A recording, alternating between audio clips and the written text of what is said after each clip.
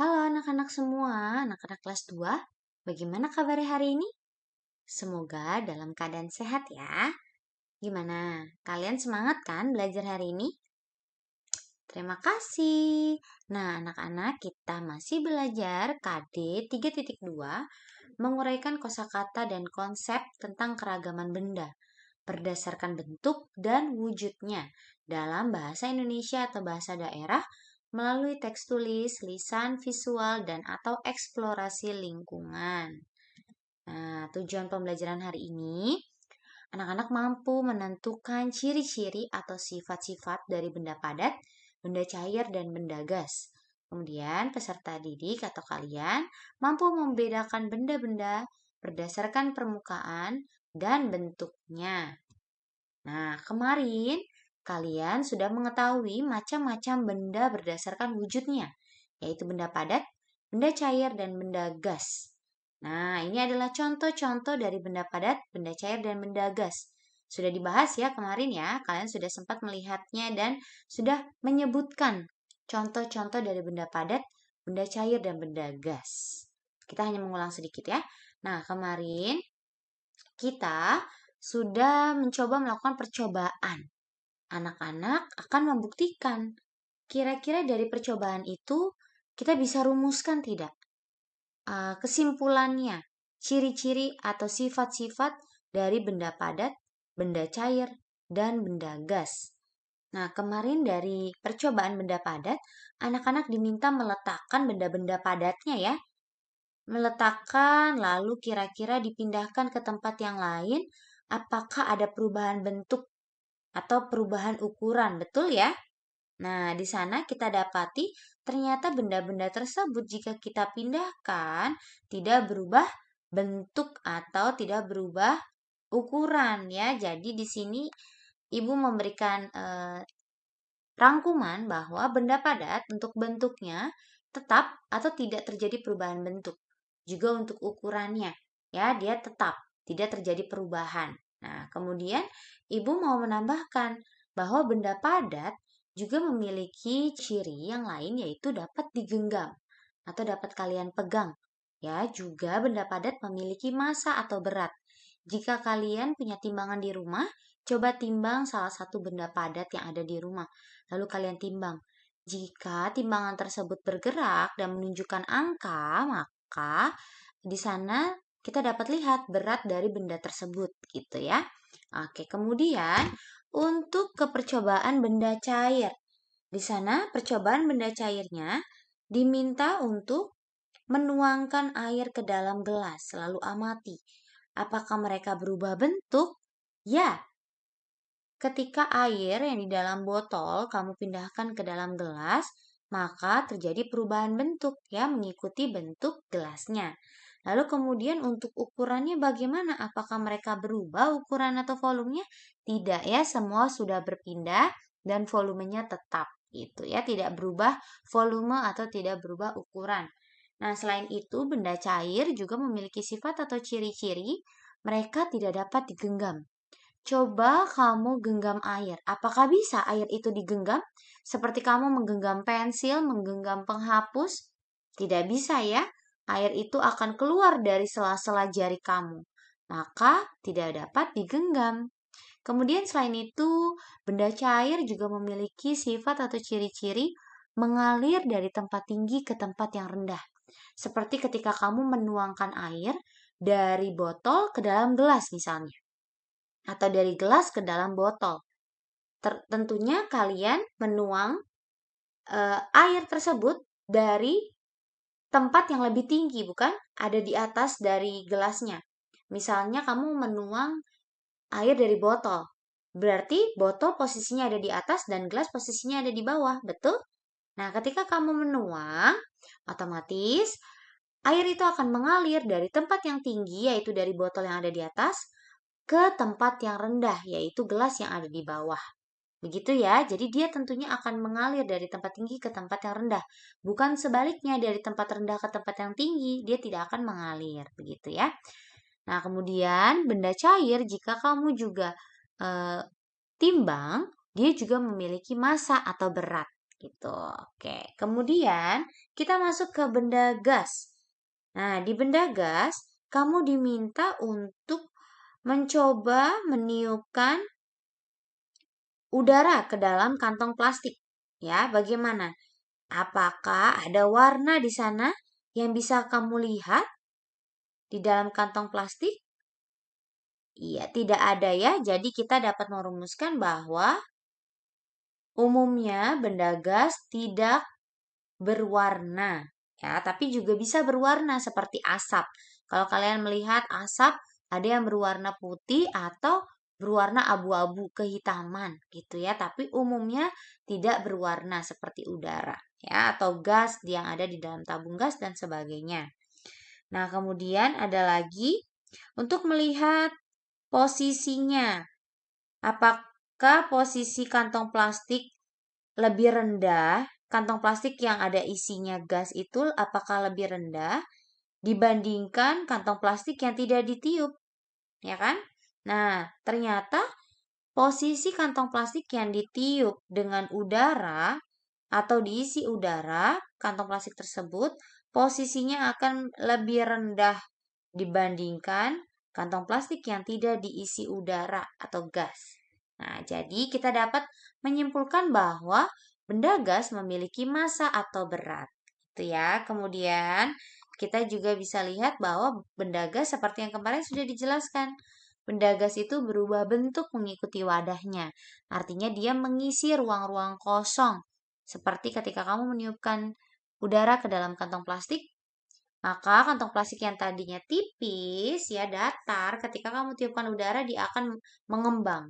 Artinya benda gas tersebut mengubah bentuk ya, berubah bentuk mengikuti wadahnya. Kemudian selain itu, benda gas juga berubah dan dapat menyebar ke segala arah untuk volume dan ukurannya. Dia akan mengisi ruang-ruang kosong. Gitu ya. Dan kemudian umumnya tidak dapat dilihat, tetapi dapat dirasakan. Jadi, walaupun kamu bisa melihat asap, tapi umumnya berarti sebagian besar benda gas tidak bisa dilihat, tetapi semua dapat dirasakan. Itu kamu hanya bisa merasakan udara dari AC, kamu tidak bisa melihat udara yang keluar, tetapi kamu bisa merasakan dinginnya AC. Begitu ya. Oke, kita lanjut. Nah, hari ini kalian selain belajar tentang benda berdasarkan wujudnya, ternyata benda selain dibedakan berdasarkan wujudnya, benda juga dibedakan berdasarkan bentuk dan teksturnya. Ada benda yang memiliki bentuk tetap dan ada benda yang memiliki bentuk tidak tetap atau berubah. Contohnya air, karena air bentuknya berubah mengikuti tempat atau wadahnya. Selain itu, benda di sekitar kita juga memiliki bentuk tetap yang berbeda-beda. Jadi walaupun bentuknya tetap, tapi bentuk tetapnya itu berbeda-beda. Seperti apa? Karena ada yang berbentuk lingkaran, persegi panjang, segitiga, tabung, kubus, balok, dan lain sebagainya. Seperti apa itu bentuk-bentuknya, Bu? Nah, ini benda yang berbentuk lingkaran. Kita lihat di sana ada jam dinding, ada koin, ya, uang koin, lalu ada roda, ada CD, cincin, kancing, dan sebagainya. Nanti kalian bisa lihat contoh-contoh benda yang berbentuk lingkaran lainnya. Oke, lanjut. Di sini juga ada beberapa benda yang berbentuk persegi. Di sini ada catur, papan catur, kemudian bingkai foto, lalu ada tutup dari kardus ya, tutup dari kardus. Kemudian ada jendela, jam dinding yang berbentuk persegi. Lalu ada apa lagi tuh? Papan permainan dan sebagainya. Oke, kemudian ada benda yang berbentuk persegi panjang. Contohnya bendera kita, bendera merah putih. Bisa juga ada kaca jendela. Kaca jendela ada yang berbentuk persegi, ada yang berbentuk persegi panjang. Lalu ada televisi dan papan tulis. Perbedaannya persegi dan persegi panjang. Persegi panjang sisi kanan dan kirinya ya itu lebih panjang dibandingkan sisi atas dan bawahnya. Dan sebaliknya.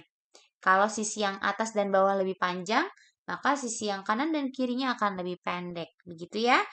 Terlihat ya bedanya ya. Kalau persegi semua sisinya sama panjang. Kemudian di sini ada benda yang berbentuk segitiga, yaitu ada penggaris, yaitu penggaris segitiga, ada kue, kue apa ya ini Ibu Putri lupa. Ya, ada kue yang berbentuk segitiga, ada juga risol ya, risol juga ada yang berbentuk segitiga.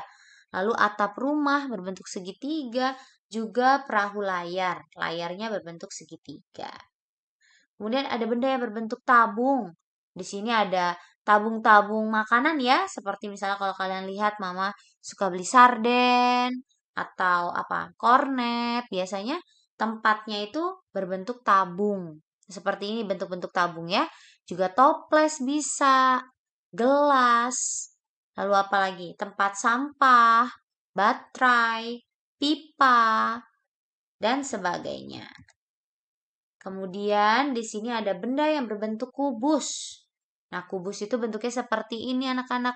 Ada dadu, ya, ada apa lagi? Kardus, ada box untuk hadiah ulang tahun, brankas, dan sebagainya. Lalu di sini ada benda yang berbentuk balok. Contohnya seperti lemari es, lemari baju atau pakaian, penghapus, apalagi dan sebagainya ya. Oh, ini untuk mencuci piring, spons untuk mencuci piring dan sebagainya. Nanti kalian bisa lihat-lihat lagi benda-benda yang ada di rumah. Nah, selain itu anak-anak, ada benda yang memiliki permukaan yang halus. Ada juga benda yang memiliki permukaan yang kasar. Nah, permukaan kasar dan halus suatu benda disebut tekstur. Ya, tekstur itu permukaan kasar dan halus suatu benda. Benda-benda yang memiliki permukaan halus, contohnya antara lain ada cermin. Ya, kalau kalian pegang, cermin itu permukaannya halus. Lalu ada selimut, sarung bantal, pakaian, dan lain-lain. Kemudian ada benda yang memiliki permukaan yang kasar, contohnya antara lain ada batu. Kalau kalian pegang, batu itu kasar, tidak sehalus pakaian atau cermin dan sebagainya ya. Walaupun ada batu yang terlihatnya halus, tapi ketika kalian pegang, dia tetap memiliki permukaan-permukaan yang kasar gitu. Lalu kemudian ada roda. Roda juga ya, kalau kalian coba pegang roda sepeda, atau roda apapun yang ada di rumah coba dipegang, roda itu memiliki permukaan yang kasar. Juga untuk bola basket dan sebagainya. Nah, di sini kalian juga belajar tentang beberapa kosakata yang mungkin kalian bingung. Apa sih maknanya, Bu? Nah, di sini Ibu Putri coba merangkum. Ada kata permukaan. Tadi permukaan itu artinya apa? Permukaan itu adalah bidang rata di atas suatu benda. Nah, coba kalian pegang buku kalian. Buku kalian pegang ya, bagian atas dari buku tersebut disebut permukaan. Maka kita bisa bilang permukaan dari buku itu halus ya misalnya ya, karena tidak ada sesuatu yang kasar kalau ketika kalian pegang gitu. Makanya kita bilang bisa permukaan halus atau permukaan kasar karena kita bisa pegang bagian atas suatu bendanya gitu ya. Lalu untuk bentuk. Bentuk itu maknanya adalah bangun atau gambaran, tampilan atau rupa. Jadi kita bisa lihat bentuk itu secara kasat mata dari mata kita. Kita bisa melihat, oh tampilannya seperti itu, oh rupanya seperti itu. Begitu ya. Kemudian untuk wujud. Wujud itu hampir sama dengan bentuk.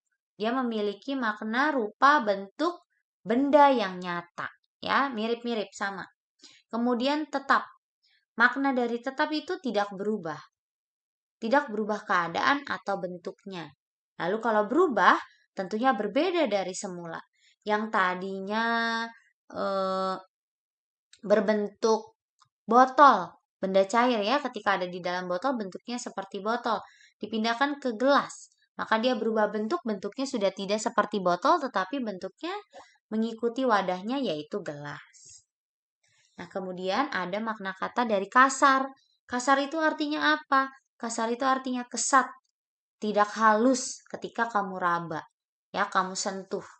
Nah, kalau lembut kebalikannya, dia tidak kasar, tidak keras, tapi dia halus gitu. Nah, kalau halus apa maknanya, Bu? Kalau halus maknanya itu licin, lembut, tidak kasar ya, mirip-mirip ya, halus dengan lembut ya. Lalu kemudian keras. Keras itu artinya padat, kuat, dan tidak mudah berubah bentuk.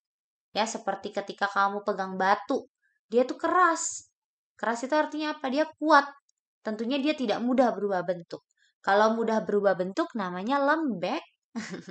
Gitu ya anak-anak ya. Oke. Nah, anak-anak, sekian video hari ini. Terima kasih anak-anak sudah memperhatikan video dengan sungguh-sungguh. Selamat melanjutkan pembelajaran secara mandiri ya. Tetap semangat anak-anak, jaga kesehatan, Tuhan memberkati. Kalau ada pertanyaan, bisa langsung bertanya kepada ibu guru wali kelas kalian masing-masing. Oke, sampai ketemu lagi pada video selanjutnya. Bye.